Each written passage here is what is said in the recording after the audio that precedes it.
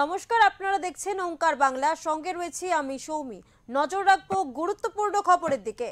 বর্ধমানের বিধায়কের ডিম ভাত কর্মসূচিতে জেলা প্রশাসনের শীর্ষ কর্তারা ডিএম থেকে পুলিশ সুপার তৃণমূলের লোগোযুক্ত অনুষ্ঠানে যোগ দিচ্ছেন বলে তীব্র অভিযোগ তুললেন বিরোধী দলনেতা শুভেন্দু অধিকারী।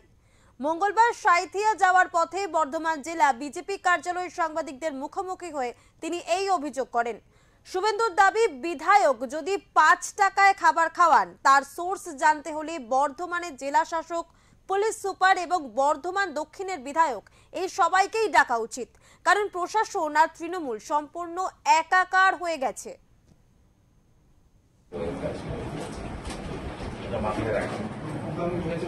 আর পুলিশ তৃণমূল যদি এক হয়ে যায় গুলি চলবে, বিচার পাবেন না,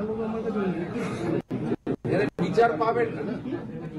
এখানকার জেলা শাসক, জেলা পুলিশ সুপার তারা তৃণমূলের লোগো লাগানো, পতাকা লাগানো অনুষ্ঠানে অংশগ্রহণ করেন।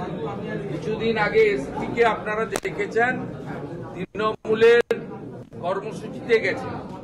কিছুদিন আগে এখানকার ডিএম কে দেখেছেন এখানকার এমএলএ ডিম ভাত কর্মসূচিতে যোগদান করেছেন।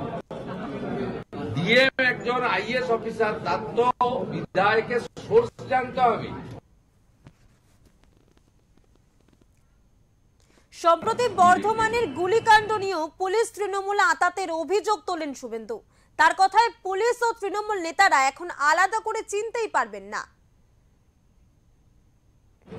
তারা মিলেমিশে একাকার।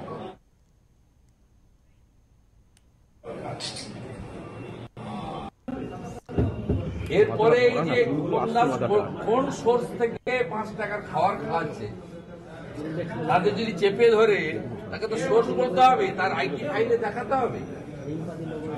সেই অনুষ্ঠানে ডিএম চলে যাচ্ছে, এসপি চলে যাচ্ছে, খেলা হবে অনুষ্ঠান, পিছনে ঝান্ডা লোগো।